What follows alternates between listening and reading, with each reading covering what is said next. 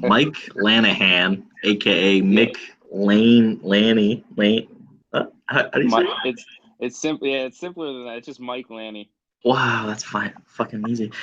Is an up and coming rap artist from Albany, New York. He came out with a 5 song album called Sex and Breakfast in 2016. He got a scholarship from Sage College for art, but later dropped out because he needed the money. And the rest is history. He just released Lane. Wow, I can't even fucking say that. Lanny Bars Yep. before the end of 2019, which is also another 5 song album or EP.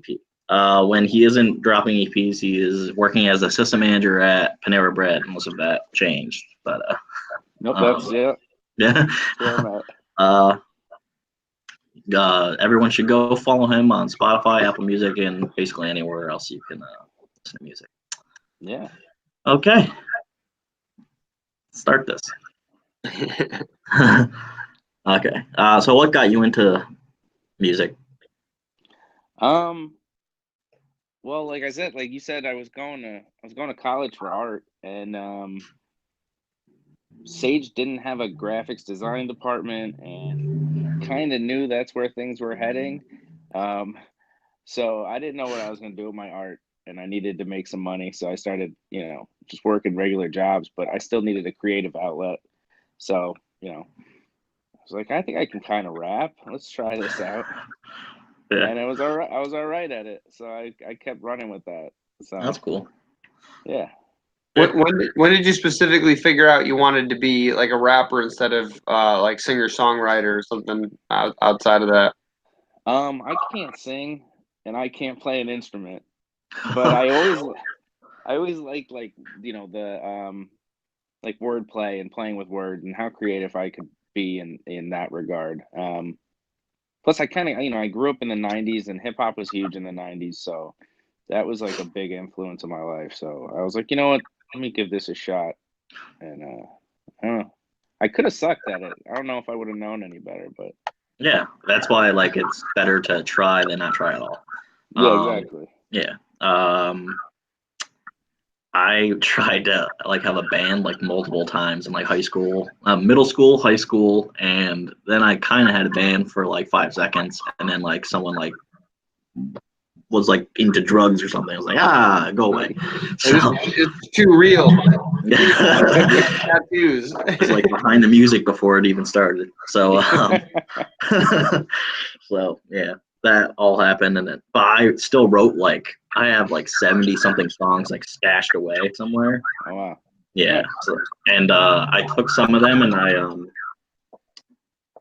I turned them into poems and I put those on my personal Instagram and then I turned that into like a poem book Oh cool. because That's awesome. yeah like last year or whatever Dylan's like when he was still in New York he's like hey you should try to make like a little extra money so I did that and then I put it on Amazon but that's Yeah. not about me No, the band thing is tough, man, because yeah it takes one guy not showing up for band practice and then everything's screwed. Like, yeah it was mostly like the scheduling like I was always the person that had to like I was the person that was trying to put it together so I guess yeah but like my friend Ryan was like a drummer and then he like hurt his leg like he actually got like a granite like dropped on his leg oh like a wow. giant piece of granite so like what So then he took an arrow to the knee. he actually likes Skyrim so that's kind of hilarious so then it got dropped in his leg on the first day of this one job that he worked at in Glenville, and then he got like a huge amount of money from that, like workers' comp or whatever it was, and then yeah. But after that, like he couldn't be the drummer, and then I was like, oh, then I got to find another drummer, and then like I was just being like for like 4 or 5 years, I was like just trying to find people to be like in a band, and it just never happened. So, Yeah, that's a but pain. I actually like so we're going in like in a way we're kind of going in like phases like with our comics like how Marvel is doing it like they come up with a slate of movies that are coming out or whatever. For our Yeah. comics there's we're coming out with the first story of our graphic novel but like the second story of the trilogy features a couple musicians and stuff Oh and cool. yeah and there's a guy that went to my school, and he's in like a hardcore band or whatever. And I was like, "Oh, you want to be a comic book character?" He's like, "Oh, that'd be awesome." I'm like, "Oh, okay." So I put him in, and then like he's like part of a band, and then he has to like avenge his like band members or whatever because they like got killed. But that's their little plot arc. Yeah, that's their little plot arc. And then we had a perk or a reward on our Kickstarter, and you gave us $100, which was awesome. And yeah, with $100, you can become like a character, like a main character or whatever, or side character in our comics. And I just did your description, so that was kind of cool.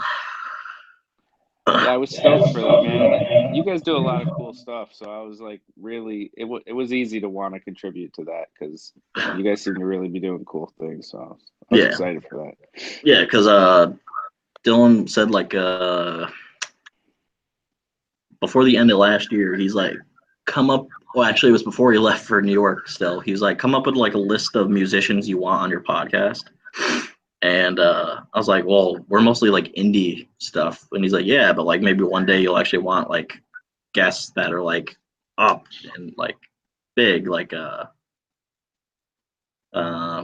like DMX or something. And he's like, yeah, because there's musicians that are actually doing comics.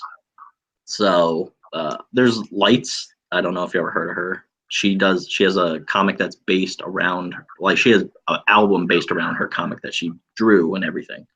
So Oh, that's sweet. yeah, and I know you wanted to kind of make a comic that was some form like that. So Yeah, I thought that was cool.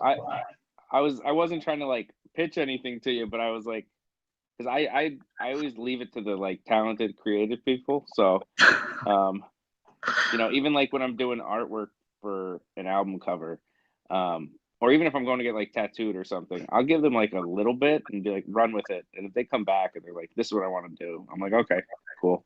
Yeah, my tattoo artist, I'm like, I don't want anything like my one friend, slightly friend, he's kind of annoying.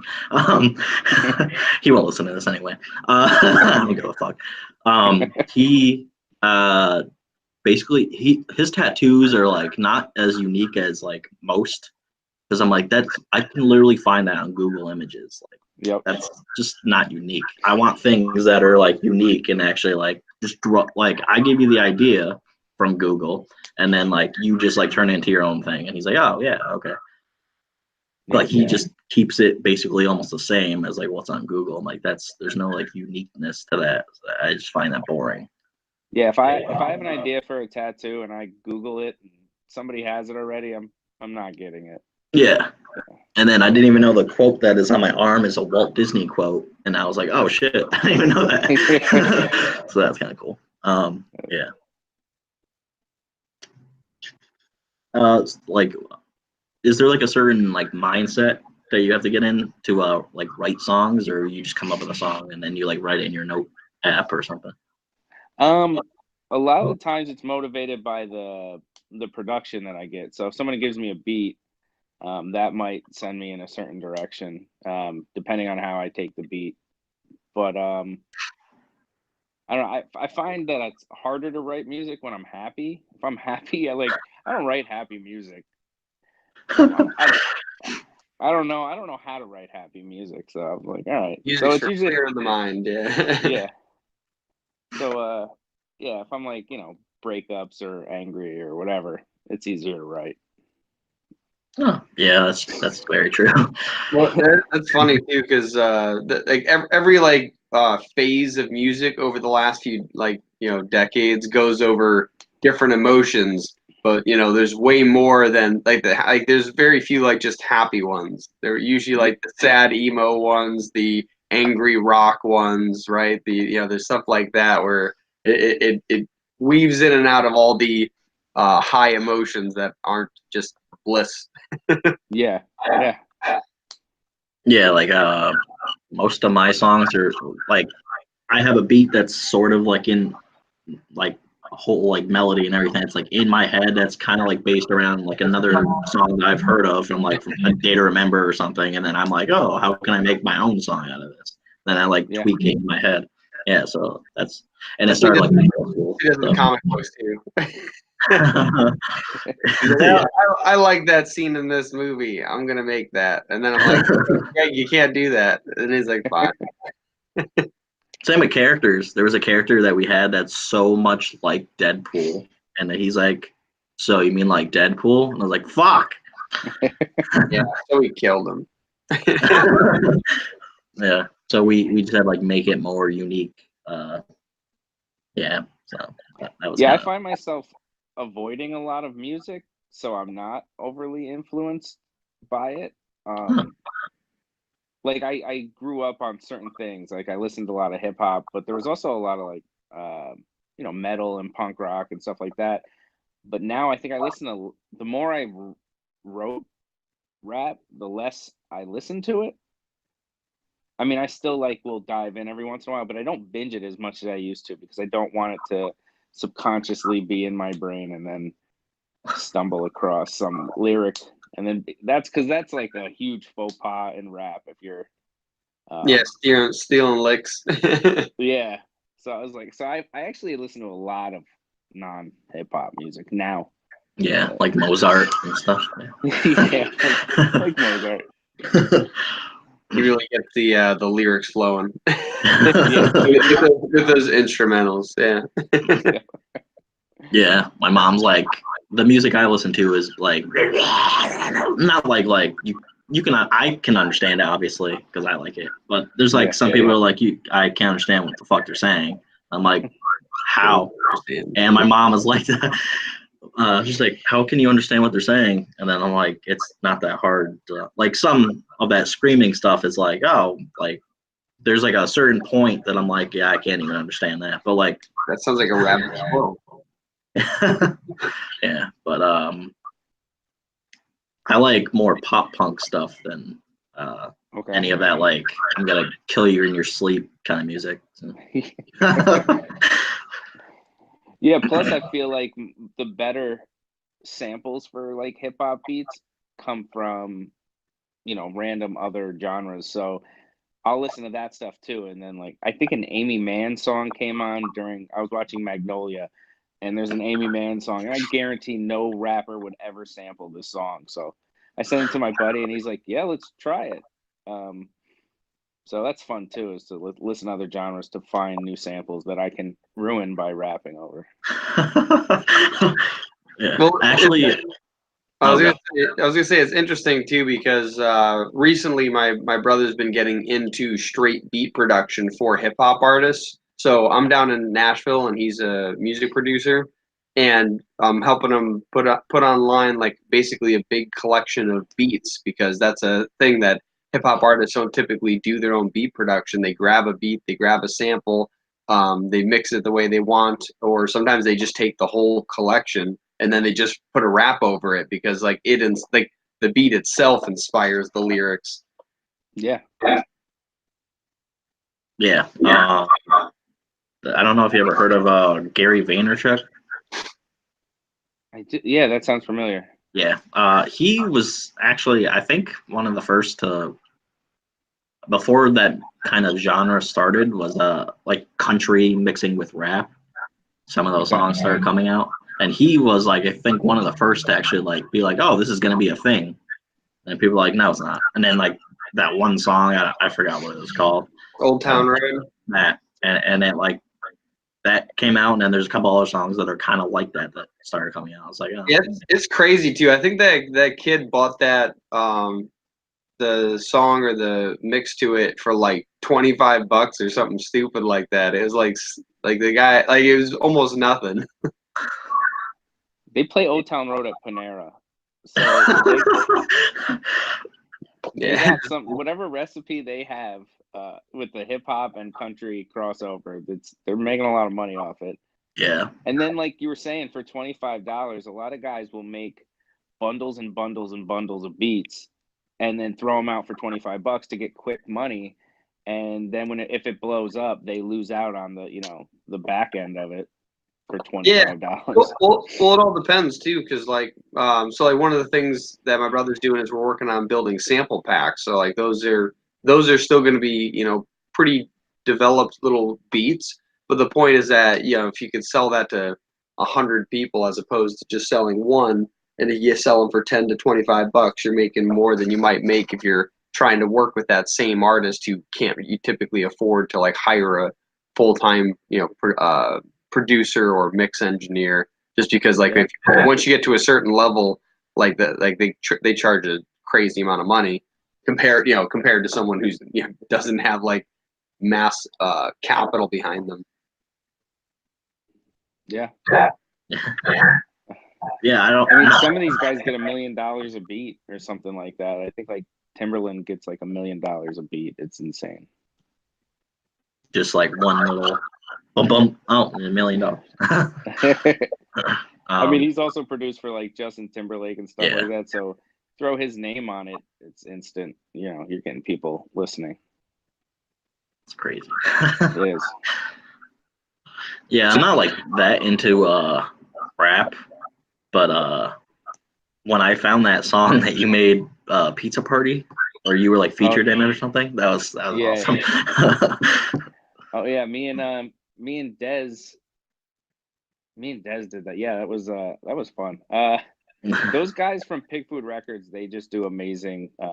Everything they do is great. You know, from the music videos or the artwork. They found the artist who did the artwork for the Sex and Breakfast album cover, and he's like a British guy who does political cartoons, but he has an Instagram where he would do like sexy art or like weird sexual comics, and or he'll take like the Wendy's logo and make it like a skull or something like that. But the art that I chose for that was the most mild of it, because he had other breakfast art doing very disturbing things to each other. So No, not for the breakfast. yeah. So I was like, all right, like he had one that was like a pat of butter smeared on a pancake, and like the butter's ass was out. So it was I don't know, it was very interesting. The butter's ass was out. That's a. I think I have all the sketches on my Instagram, and yeah, it's good stuff.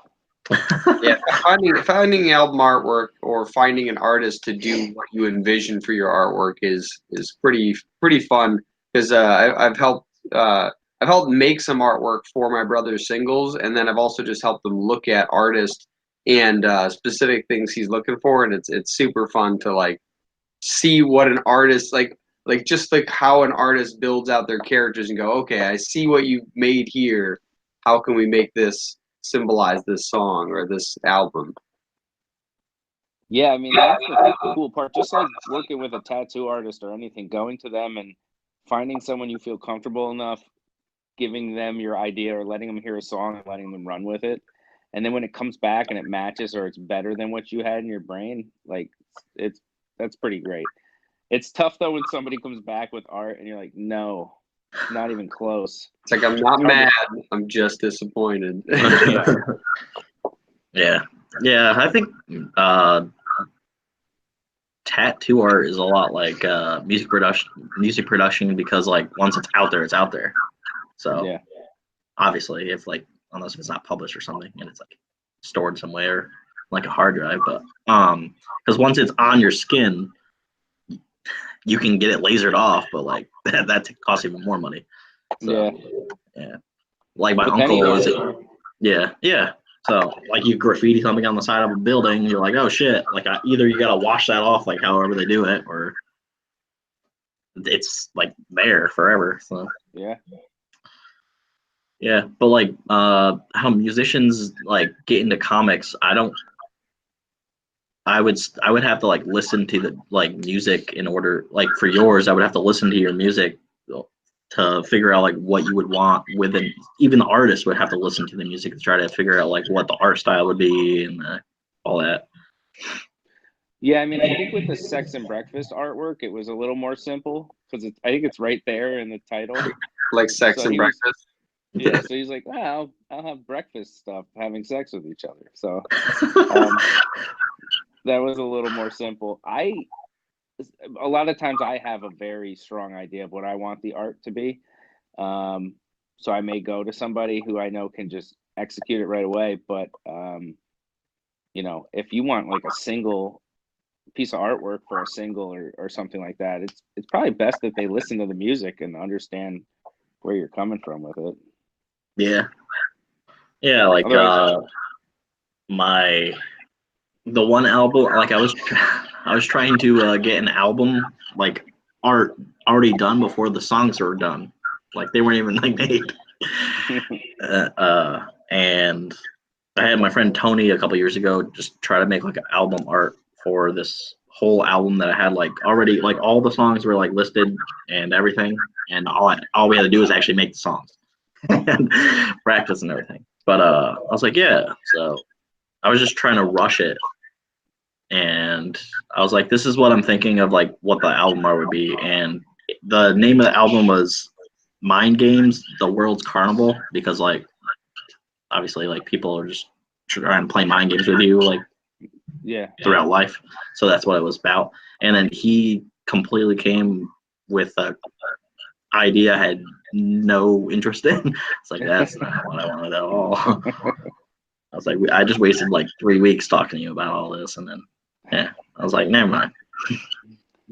Yeah, at that point, I'll even sometimes draw, you know, a rough sketch of what I want myself if I really don't think the person can execute it. But then it's good if you know somebody who can really like who understands what your vision is or whatever, and then you just tell them, and then it's there or better. Yeah. Like I said, better than you even thought it would be. Yeah, absolutely. That's actually something we're working on with our comics too. Is that there's some panels like we have something going on in it, but like we don't really care how it's portrayed. And it's like just do your thing. Here's all the characters. Here's the scene, but you can set how like the panel view is looking. And then there's some times where we're like, this is exactly how I want it seen. I want it like from worm's eye view, from mid shot, looking at these two characters facing each other at a 90-degree angle. It's like super specific. Yeah, I mean, there's definitely times where my mind is like, this has to be it 100%. But then also I've gotten artwork from people like you were saying, you got artwork, you had idea for the artwork first or the name of the album, and then go from there. I think I might have done that with Lanny bars, which was me being super clever because Lanny sounds like Zanny's. So I was like, let me make an album that kind of feels like that, and then I just put my name on a Xanax, and it was really really simple. So, question: Do you consider your music rap or hip hop?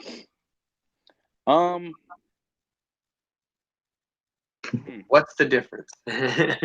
Cue Jeopardy music. Yeah, I think in my opinion, rapping is like the rapper is rapping, if that makes sense. So the rapper saying the lyrics is rapping, but I feel like so I can rap without a beat or a chorus. But if it's a beat and a chorus and a full song, I think that's hip hop.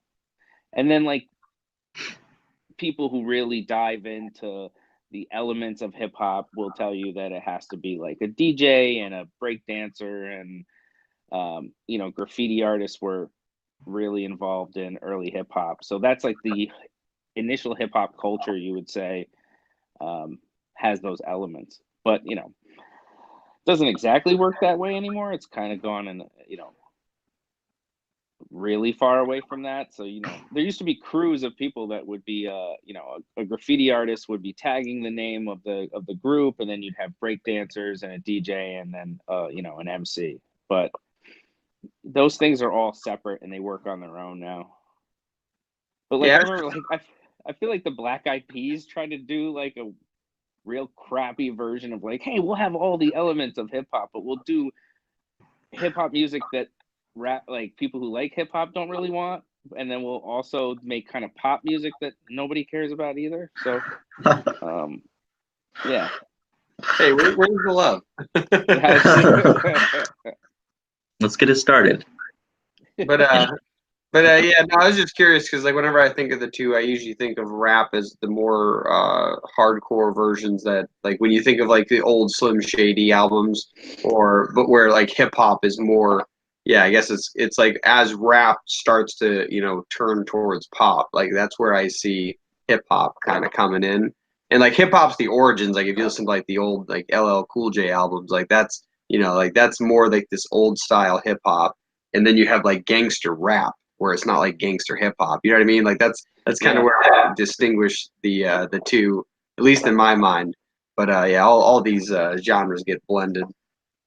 Yeah, and I think hip hop's kind of a newer thing. Like it's one of the newer forms of music. It's only like maybe 40 years old now. So all the subgenres that have come from it now, you have like I don't even know. You get like I don't know. Limp Bizkit was kind of doing a thing that was like kind of rap, but you got all these different Like the subgenres. Beastie Boys.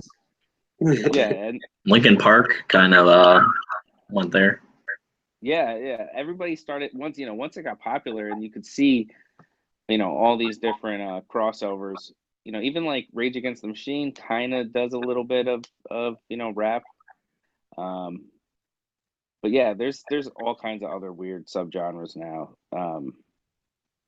that I can't even think of.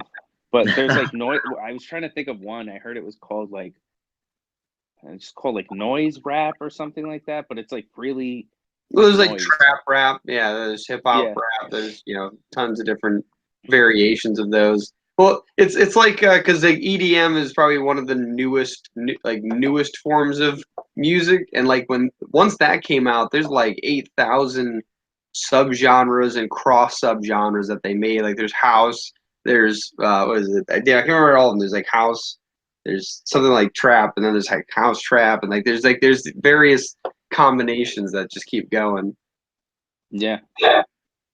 Is there any genre of music you don't like? The only thing I can't listen to is like pop country. Like if it's country on the radio, I don't know if I can Is do that it. is that Luke Bryan or whatever? That kind of stuff. I think so. Yeah. Yeah. I don't And like country. I'm not opposed to like Johnny Cash would be considered country, but I like that. But I think like if you're sitting down to make a country song that specifically that you're like, I'm gonna make $1 million off this and it's gonna be on the radio, then I'm probably not gonna have any Yeah, interest in it. like they took my tractor, my girl, my dog, like that. Yeah. Yeah, that or the one that I heard it. I'm drunk on a plane. It's a country song about being drunk on a plane, and I was like, I don't think I like this at all. Yeah, I don't think planes have a lot to do with cowboys and country. Yeah. yeah. I don't get it. But I do think that that Old Town Road song. I don't know if he deliberately if he had the plan, but it's brilliant. He took the two biggest genres of music and let's do a crossover and make millions of dollars off this. Well, honestly, I think that's where a lot of music is going anyways, is taking because we've kind of like once we hit EDM, we've kind of reached all of the variations of music we can get, and now it's just these combinations of these variations that are becoming unique. Like they're gonna, I guarantee in the next few years you're gonna see like hard rock return again, like the original rock, not like what we consider hard rock now. Like damn it, not the Rolling Stones. I can't remember. Like one of the old rock bands that we consider classic rock used to be considered Poison. What? Poison. Well, no, I don't care who. I'm just saying they used to be considered that. Oh, I don't mean them. Like 100.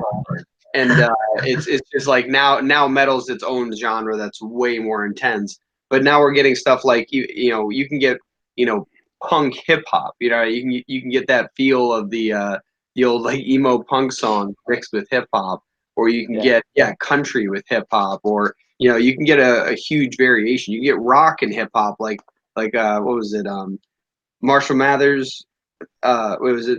It was either LP2 or the one before that one. He talks about he literally in the song he's doing it. He talks about how he's mixing over rock and how he can pull it off. But like that's what's the norm is going to be, is just mixing all these genres and basically connecting branches from people that used to like something to something that exists now. Yeah, if there's an open lane that nobody's filled yet, somebody's gonna find a way to Yeah.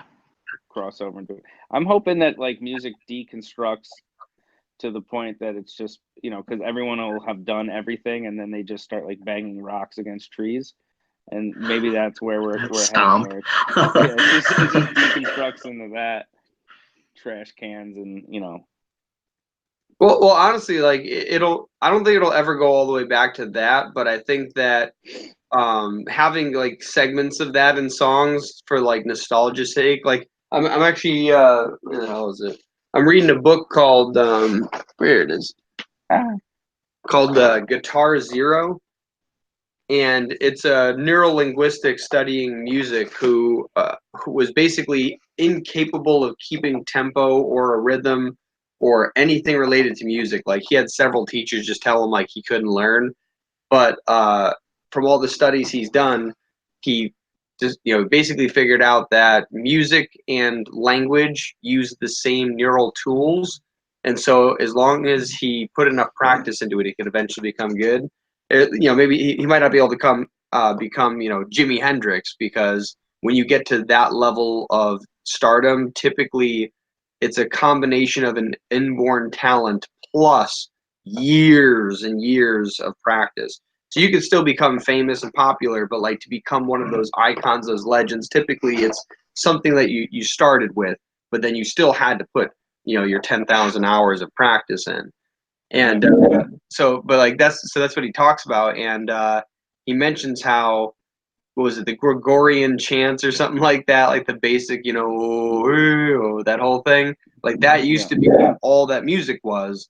And now when you hear that, like you can't listen to it for more than a few minutes, but it's still like when you hear it, sometimes you still get cool feelings. Like if you think of the Halo, the song Halo, talk about like the yeah. So if you take a song, because even that song gets into like this rock kind of feel later, right? And it's like I feel like that's, if we start breaking songs apart, I think that's what we'll see. Like that's what I would even like to see, where it's almost the classical renditions of new music. So like taking hip hop, taking EDM, taking like alternative rock, and adding these segments of these old styles of music that are intent, like we've grown bored of them purely because of the fact that there's so much more we have now. Like once music came to the West, we created the 12 note scale, and that allowed us to make all these harmonies and melodies and all that we couldn't even comprehend before, because we didn't like, I don't know if it's still in the East or not, but there, for the longest time, the East used a different scale of music which didn't even allow you to make the types of mixtures that we have now. Because like technically, like even on like on the string of a guitar, there's more harmonies or there's more notes than just the 12 notes that you go up. You know what I mean? Like there's more than just each of the frets. There's the notes in between the frets. But the fact that we've broken it down in such a way, we can now make this extravagant music. So it'd be cool to see like really extravagant pieces, but maybe broken down throughout the song into these old classical, like the rock on stick, sound. Like literally, it's just a hammer on pieces of that. Like just being able to get the old, almost like tribal fluids moving, while then getting back into this really complex song. Yeah, I mean, well, you even see like chefs do it. Everyone was, you try to make the most complex dish, and then I saw somebody made a deconstructed shepherd's pie, which was just like meat and potatoes. You're like, that's just dinner. Yeah. That's just dinner. And that's what I mean. Like if you do that with music and you broke it down too simple, I think that you'll get the people that buy like that banana that was duct taped to a wall. You'll get the people that think that it's art just for the sake of art. And I'm sure that there's sure there's a culture for that, but I think that ultimately it'll be whoever's capable of blending all the old style with the new style. Like even jazz, it talks about the fact that when like Mozart and Bach were producing, they actually had more improvisations than people tend to believe, because now it's all like written down perfectly, and you have like 12-year-olds who can memorize it and sound like Mozart. But the thing is, like, they used to make stuff up on the fly and improvise, and then we got very structured over the years, and then jazz came, and like jazz is the thing that broke it all apart again, and that became so big because it was back down to the roots of playing notes that we can't even classify. Like what one of the segments he was talking about, actually it's something I read recently. He was talking about a song that like the whole song is just two notes, and if you like, the first note's a simple E minor, and then the second note is this note that doesn't really have a name, because if you try to give it a name, it would just have like a crap ton of it was like D add 6 add 9 or something like that. It was just like this completely made up name. I can't find it. But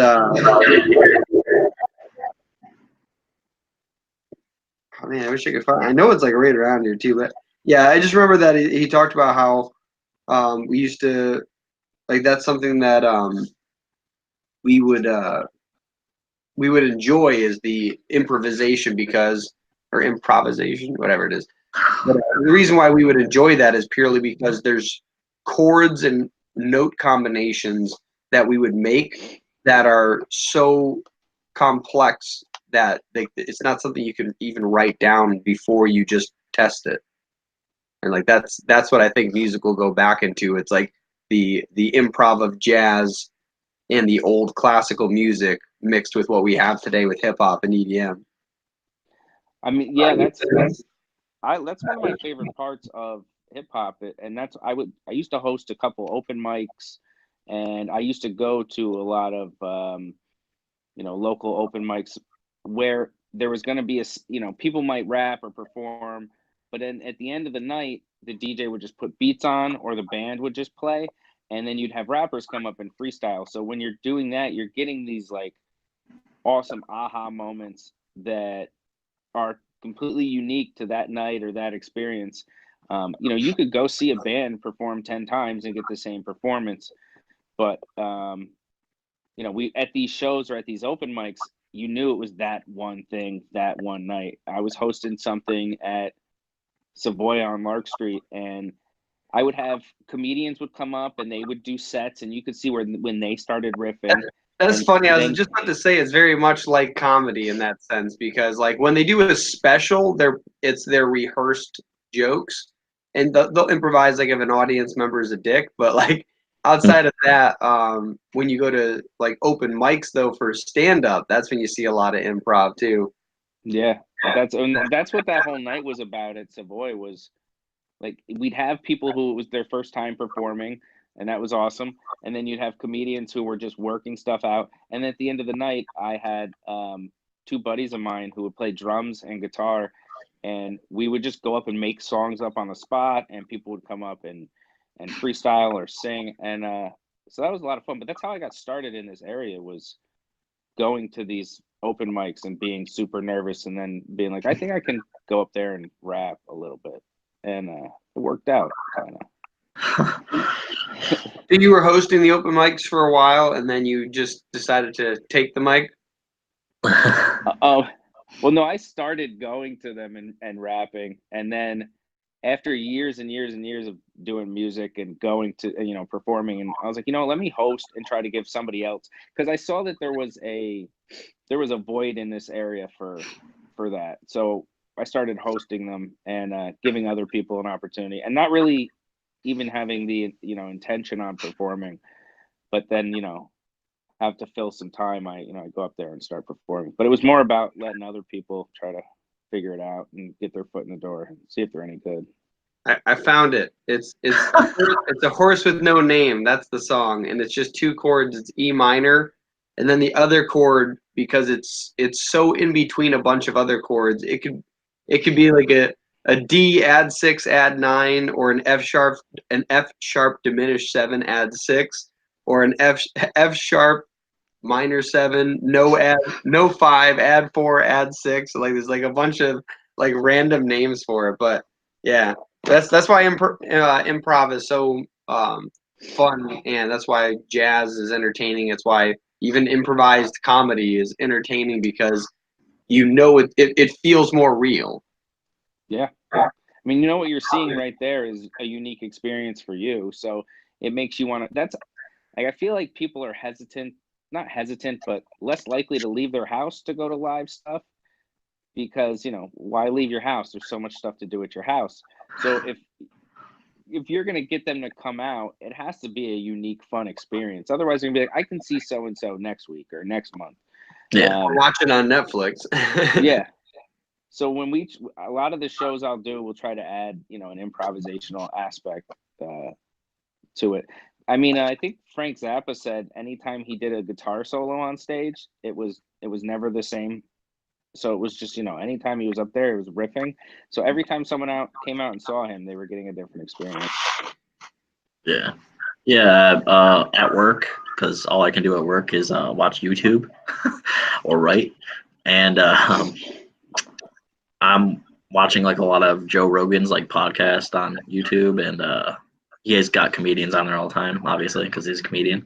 And Bill Burr or Tom Segura were saying like comedians go to improvs to like learn what their new set is going to be for that year. So they go to improv. So you're basically the first ones to hear those jokes before like the special comes out. So they actually go to like those like yeah, it's the tour before the tour. Yeah. And that's what Kevin Hart does. Yeah. Kevin Hart goes to like 100 different like little things, and then like what you see in that like arena stadium thing that he does is like, oh, this is like what he was practicing over like a year or two, and then he finally like delivers that. Yeah, it's also fun to be like in the know, where like you're one of those people that go to a stand up where you hear jokes that maybe you find funny, but like if the audience doesn't laugh, that joke is scratched. It's gone forever. Yeah, it's like that's cool to be a part of that too. Yeah, and I've heard of even comedians just popping in on nights that they're not actually scheduled to perform, to just work out material. And then I don't remember what podcast or what I was watching or listening to, but comedians will say, "Hey, I hate when people like they'll have their security crew confiscate people's phones before they perform, so that they're not putting up the material they're trying to work out." Why would you want someone taking your, stuff you're not even going to use and putting it on YouTube? So yeah, Dave Chappelle talked about that. He talked about how he went to I don't remember if it was an open mic or what it was, but I remember he went to a comedy club and he had everyone's phones collected because A, he wanted to test stuff out, and B, he wanted to say stuff that was really offensive. no. and then it turned out that like in the second row there was a journalist who was really good at writing notes. And he was saying like, my jokes don't sound as funny if they're not delivered by me. So like you start reading his jokes and you're just like, oh, like what an awful person. And it's like, no, it's funny when I do it. Like Yeah, that's like in middle school, I was writing songs, and obviously like I didn't completely know how to write songs back then because I was like a 7th grader. But like there was a kid that took like my journal one time, and then he's like reading the song. He doesn't have the song beat or anything in his head, so he doesn't know what it's going to sound like. So he's just like reading it like this, and I was like, okay, well now you're like butchering it. Yeah. So Yeah, we'll if I'm collaborating with somebody and they're like, send me the lyrics or send me what you wrote so I know where I'm like, I don't want to do that. You're not going to read it. You're not going to understand what I'm, how I'm saying it. I still think there's room for people I still get together with people to, make songs and write songs. And it's just as easy. They could email me beats or record their verse and send it to me, and then I'll record mine and send it back. But I think it's a different process if you get in the same room with somebody. oh yeah, well, whenever my brother has people over to write songs, there's a couple different things they'll do. But after they as they're getting the lyrics down, they're also trying to perfect the melody that'll be sung to. And I every phone has a freaking voice recorder on it now. And so what they'll do is he'll get a set of lyrics, and then he'll literally just record it and send it to him, so that either they can record it later live, on a mic, or they can whoever he sends it to can go record it on their own, but they'll have the melody at hand. So yeah, you can't really just send even rap lyrics. You can't, unless you're going to be writing down the beats per minute for every syllable of the rap. It's going to be kind of hard unless you literally do it for them first, even if it's only half-assed, but just so you get the rhythm down. Yeah, it's funny. So I'll send my verse to someone, in a text message, and then they'll respond with, "Oh, that's dope," and I'm like, "There's no way it's dope. It's I just text message you a bunch of lyrics." I mean, we'll do that sometimes so that they can know how my verse ends if they're trying to take the rhyme scheme and continue it or whatever. But yeah, you can't tell it's good by reading it. There's no way. Yeah, I really feel it. I get where you're coming from. Feel it now, Mr. Christmas. You're doing cool stuff, man. I'm really excited to see all the stuff you guys put out. Yeah, I like your idea that you came up with for your character for our comic. Because first I was like, I made I'm really good at making plots. He's good at Dylan's really good at piecing it together. Storytelling, yeah. He's like, that won't work here because this is 6 panels, not 1. I was like, shut up. So, yeah. Okay. Yeah, I didn't want to overstep my. I was like, what? Oh, this might. But I hated it. I hated that I was even sending those to you because I was like, let these guys. They know what they're doing. They're good at what they're doing. I have no clue. But yeah. So I was even like, I don't know if I should send these ideas. But oh, that's good. Greg doesn't know what he's doing either. He's just making it goes along. There's indie creators of in general, they don't like sharing things, and maybe you can share one thing and it'll become viral and you won't know. So yeah, so you can always send me something, not just fucking random. Yeah, you can just text them all the time, just yeah, just why aren't you responding? Oh, you're asleep. Hey, so what about this idea? What about this idea? But yeah, so I don't care if people send me stuff. There's some people that are like, oh, you're just spamming me. You could always send me something. I don't really care. I'll either share or I'll just be like, cool, and then thumbs up, or that's because I'm busy. yeah. So. I was actually thinking about that too. Earlier, you were saying you don't like to listen to a lot of hip hop, so it doesn't mess with what you're thinking. But so one of the things, because my brother doesn't rap on or do hip hop vocals, but he does help produce and mix hip hop songs. And but what he'll do is he won't binge for a long time, but he might say a new Kanye album comes out, he'll listen to the whole thing through and listen for new ideas. Not so much the lyrics, because that's not his main focus for songs like that, although sometimes he does songwriting.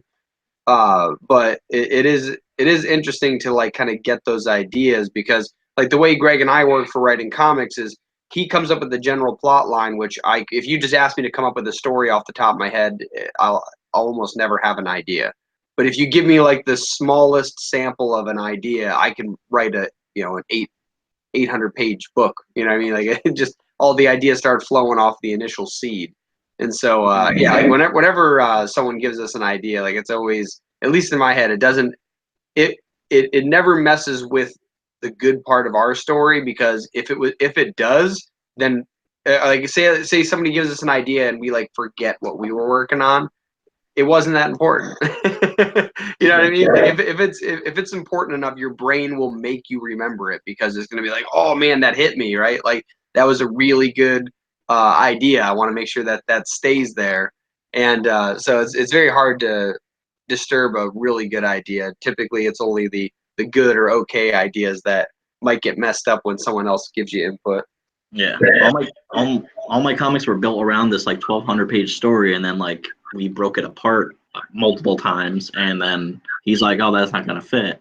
And I was like, "Okay," and then I either completely scrap it or I take that chunk and I'm like, that doesn't fit with this whole plot, so I'm gonna put that over here, and this is gonna be a solo series. So that's how all the solo series came out. So you have to have a person that is working with you that actually is in like the same headspace, or like you're gonna be like, what? You're gonna like just not like it in the end. Yeah, I mean the guy Brian I'm working with, we're kind of forming our own label, and we have all kinds of um, different types, different genres. Like there's a band, and like they're kind of like a metal band, and then there's a punk-ish band, and I rap, and he kind of rap sings. But I find him doing it for me, and then I'm doing it for him, is taking listening to his music and going, okay, these 5 songs really fit together. That one doesn't. Let's maybe release that as a single, and then we'll make this 5-song thing an EP, and we'll put that out. And um, that's what I did with the Lanny Bars thing. That was probably 7 or 8 songs, but 3 of them didn't fit. So I scrap them, and like I'm really precious with my material, because when I first started doing music, there's like a 3 or 4 year period where everything I did nothing came out. It was on someone else's computer, and it just died there. So now everything I do, I'm like, okay, this has to come out in some form or another, because it takes time and effort. No, So that's a really good mentality. There's a lot of stuff like my brother works on that just never sees the light of day, and it's like all that time spent. Like you never know. Gary Vaynerchuk, the guy we were talking about earlier, he has this reference where he's kind of like, the 5 greatest Michael Jackson songs were never released. You know what I mean? Just because like they died on some piece of paper or some computer or wherever it was stored. And it is not necessarily true, but it's the fact that you don't know. Like, you know the artist Super Duper Kyle. Have you heard no, that? Have you ever heard the song "I Spy"? I bet if you heard it, you might recognize it. It's with Kyle and I forgot the other guy's name, but basically it was a throwaway song. They weren't even going to release it, and like on a whim they were like, fine. And now they're huge because of that one song. It was like the one song that they weren't even gonna let the public hear because like, no, they're not gonna like this one. And now that's the reason they're famous.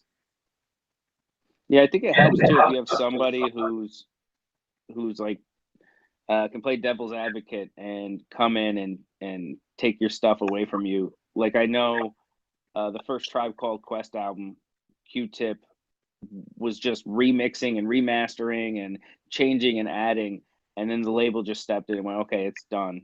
Give it to us. Yeah, Let's it's get in front of that. yeah. You get paralyzed by perfection trying to like get it what you think you're supposed to hear. But there's 2 things on that, and that one of them actually again from Gary Vaynerchuk. He's like, what is it? Quality is subjective. Like you know what I mean? Like you can't know if it's good or not. Like even an unfinished piece of work might be good to someone, and it might be good to a lot of people, but you don't know until you release it and test it. Yeah. And I don't remember, I think it was the Life of Pablo album from Kanye West. He released it and it wasn't even done being mixed. Like the beats weren't finished being cleaned up or anything. And after he released the album, he then went back and cleaned it up and kept updating the album and then re-releasing it. And like that, even that in itself was almost a form of art. So like that was pretty cool. Did we lose him? Uh, Sorry, guys. No, you're good. But yeah, but it's very interesting just to think about like even him as big as he is, like he's releasing an unfinished album intentionally just to get it out there, and then working on it later, which in itself is almost a style like an artistic expression, like releasing unfinished music on purpose. Yeah, I mean, I think music for a while too, with the with introduction of all the different technology, everyone was so focused on getting the cleanest and the best mix and the best master you could get, and then you got people who were going like recording outdoors in order to get a different sound and like a different feel. And like people really, I can't remember who it was. The Foo Fighters guy, I forgot his name. Dave Grohl. Yeah, Dave Grohl. He went and bought the original studio, the original board that Nirvana recorded in, so he could get that like sound. Yeah, Well, yeah, so like people are going back. I was gonna say now, like people do what's called lo-fi, and it's almost like intentionally unpolished. Yeah. Yeah. Yeah. I was gonna Yeah, say I mean, it's something. funny to see people go back and try to get a sound that sounds kind of dirty or, you know, grungy, whereas there's people trying to perfect and get the cleanest sound. But I mean, that also depends on the project. Like I'm doing a project with Brian right now that has a lo-fi sound to it, but it's also based around a lot of jazz samples, so it makes sense for it to have a lo-fi sound. Nah, that's cool. Yeah. And I think we talked to you like last year because we're coming out with our video game, and our radio on our video game is gonna have just indie music. And I think I asked you if you wanted to be on there, so asking Oh again. yeah, Yeah. yeah, absolutely. I was super stoked for that. I Yeah. didn't know if you guys would need like music whatout samples or edits or stuff No, like that. it'll be like whatever. Like it'll probably be MP3 or Wave or something. Whatever I can't remember whatever the simplest form of music they have now is. I know MP3s are pretty compressed because it's gonna have to be compressed because it's gonna be in a giant sized file for the video game itself. But yeah, it'll be like whatever like a finished product would be, and then just compressed like crazy. Yeah, I can definitely do that. And if you guys are looking for any other like types of music, I don't know if you've heard of like Bad Mothers, but they opened for Quiet Riot was up here or something like that, but they're on the label, and Fine Grain. They kind of sound like Toadies. Have you ever heard of Toadies? No. Like Possum Kingdom was like on one of I can't remember. But yeah, there's a lot of different music on the label. So if you guys want to dig into any of that stuff too. Yeah. Yeah, there's like, because I like to find musicians. I'm like on Instagram and I'm doing Gary Vaynerchuk's like $1.80 principle thing, which is you have to go under the relevant hashtags for your niche, and you use a top 10, 9, top 9, right? Yeah. But you struggle with it. Basically, what you do is you pick 10 hashtags that you want to be introduced into the community. You go to the top 9, like the top 3, rows of Instagram posts, and then you leave your 2 cents on each of them. So 2 times 9 times 10, so $1.80. But yeah, it's a very powerful way to grow your social media presence as well as connect with your audience or community or whoever you're trying to get connected with. Yeah, so I used that, and there was a musician I just shared on our story, like one of the like Wednesday or Thursday morning, and then she messaged me and she's like, "Oh, thanks for doing this. How did you find my music?" And I'm like, "You put it out there." And she's like, "Yeah, but like, how did a comic book company find my music?" And I was like, I searched for We're it. watching you now. Big brother. Yeah, I like look up indie musician, and then like I just scroll until I like hear something I want to listen to of some sort, and then I'm just like, yeah, and then I'm like, oh, I'm either gonna share it or I'm gonna like do an actual post about it. And then I said that to her, and she's like, oh, that's like an awesome idea. I was like, yeah, that's what we do. So that's how I found like a bunch of musicians that are gonna be on that radio. Is like you. There's a guy I went to school with. He's literally just gonna give me like instrumentals. There's also like 3 to 4 different bands he was in, so all of that's gonna go on there because I'm trying to get almost every genre that we can that's indie related. Yeah. Yeah, that's awesome. That's huge, bro. Yeah, and I'm hopefully gonna be. We're gonna start doing like video chats and stuff with the guy that's making our game, my friend Scott, because I actually want the radio to be in like either the video for the Kickstarter or just somehow mentioned, because that's like a huge thing for it. So maybe your song will be the song that'll be in the trailer or something. That'd be amazing. That'd be awesome. I'll send you guys a bunch of stuff. I got all kinds of crap floating around. So. Okay. Yeah, I don't have anything else to really say. We went over basically everything, and yeah, unless if you got anything else going on. Where can everybody find you? So, yeah, I suck at social media. I'm not the best at social media, but I'm on everything. I just am not a frequent poster. But Mike Lanny on everything: Instagram, Twitter, MICLANNY. Pretty much everywhere. And then I'm working on, me and my buddy are starting a record label, mixed genre record label, and eventually we'll have a bunch of stuff coming out through that. Is there a name for that? That is, I don't want to. So I think it was something he started initially. It was his long before, and he he would like print T-shirts, and it would say "Almost Never Dead," because his feeling was he's if he's up for 23 hours, he's almost never dead. So he's like right there, but he's always creating and always making music, and so I think that's where we're gonna go with the label. There's been all kinds of different iterations of what we were planning on doing, but we got to a point where we just like making music with certain people, and they all had the same motivation, and they moved all at the same speed. And he needed to be organized, and I needed to be organized, and so we're getting it all together, and we're shooting our own music videos and all that good stuff. So keeping everything in house, I think, was the biggest thing. When you have to constantly go outside and pay this person or pay that person, and then also try to convey what you want to them, it gets tough. So we're like, oh, we have enough people in our little clique that know what we want and can produce it. So let's just do that. We'll just do everything ourselves. And we're quality control. Yeah, actually, I'm glad that we didn't end this yet. The physical building that I want someday for this is not just for comics, but it's gonna be like we kind of figured it out. It's like gonna be like a co-worker type vibe. So like people could come in, like different indie comic book companies can come in and then do their own stuff, and then they'll have their own like little cubicle setup thing, but they'll be in our building.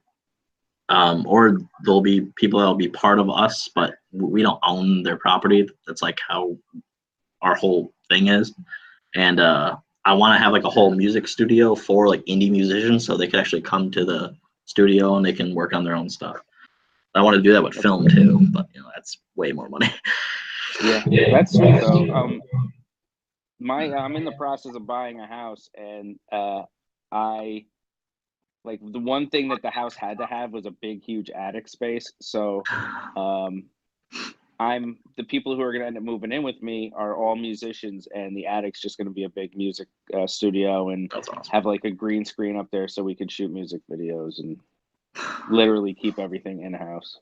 So, Nice. Are you split buying a house? What's that? Are you split buying a house like amongst several people? No, I'm doing this on my own. I had planned on doing it for a while, and then I was like, you know what? Let me buy a 2-family home, and I'll have my buddies rent the first floor. Yeah, there you go. That's what I was kind of getting at.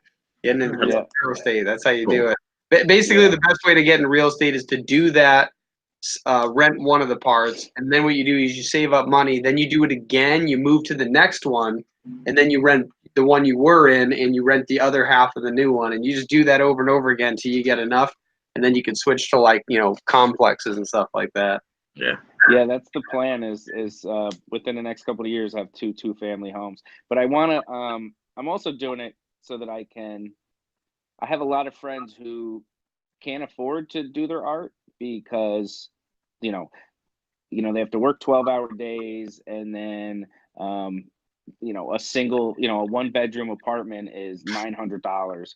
So if I can kind of have like if you ever seen Silicon Valley, where it's like an incubator. Yeah. I have like an incubator for my art friends.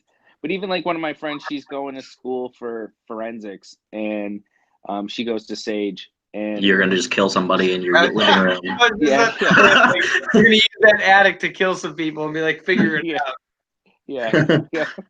We're keeping her on the team in case we murder somebody. But she's about to murder these lyrics. That's why. She's just like, it's tough to live, and so I was like, you know what? She's paying like $1,000 for a studio, so I was like, all right, well, rent a room and do what you got to do, and I don't know if it's got the. Sorry, that's my phone telling me the battery's low. I got 10%, so we're good. But yeah, she in Silicon Valley, like he's got like a piece of their, whatever their thing ends up being. So I don't know if it'll pay out for me that way, which is not the goal anyway. But like 10% of $6 billion or whatever it was, but yeah. But I'm buying a house up in Troy, so maybe I'll get like an RPI kid who, creates the next Facebook or something. Okay. He actually went to RPI, so. Oh, nice. Yeah. Yeah, you should talk to the Troy Innovation Garage that's like downtown. They're like a co-working space, and be like, hey, you got anyone who needs a place to live? I'll also split the rent with them if they give me half their invention. Yeah, I'm gonna have to. I met a guy who I think he went to RPI. He may live. I don't know. He started a skateboard company, and it's based out of. He's got roots in Texas, Poughkeepsie, and Troy. And I just stumbled across his Instagram and was like, do you want to do a collaboration with the record label and we'll do a skateboard? And he was like, yeah, let's do it. So little things like that, it's pretty cool to have that going. So I might have a skateboard. Nice. Since nobody answered my little question thing on Instagram yesterday, and I don't know if you saw it or not, I need to figure out where I'm going to put my shelves for my YouTube background. Should I put it behind my couch, or should I put it at a wall that has a recliner? Huh. Because I don't have much of a apartment. I have a bedroom, this living room, a kitchen, and my bathroom. I can't do it in the bathroom. So. You could. That might be the most interesting place to. People are like, oh, okay. Conversations on the toilet. That might be Greg and John.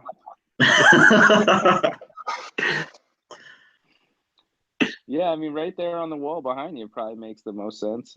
Yeah, I was going to drill it's a floating shelf, so it's like the bar that you have to first put on the wall, and then you have to just slide the shelf on and screw it in. But I was trying to do that. My girlfriend is pretty short, so she wasn't really much help.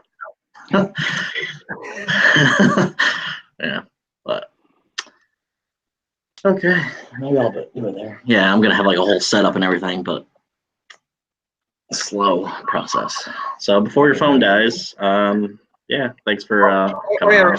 Just to finish off, so you're Mike. You got Mike Lanny you're on Instagram, Facebook, any other places? Do you have a website? No, not currently. We're working on the Almost Never Dead site. We'll eventually have that, and everything will be in one place. But I have a big cartel where I was selling merch. But I mostly just keep all that in the trunk of my car for when I have shows. Plus, they only allow you to upload like 5 things. And so eventually I have to get organized and have all my stuff. But the goal is to eventually have a website for the label. It's so much easier when you can get, 10 guys chipping in on a website. And I know a guy that can build websites. Okay. Well, that's great to know because I cannot. So. Yeah, our whole website I built. Oh, nice. Yeah. Yeah, I'll definitely be in contact once we have all our stuff organized. Well, if you want, even before you get organized, I have it's called a web design brief I can send you that'll just help you clarify stuff to yourself anyways. Yeah, that'd be great. That'd be awesome. And actually, we have a merchandise store on our website, and it's called the Indie Store. And right now it's just like stuff from us and like indie comic creators, but I'm trying to get like indie musician stuff on there. and later film type things like cameras or what. They'll probably be a separate thing.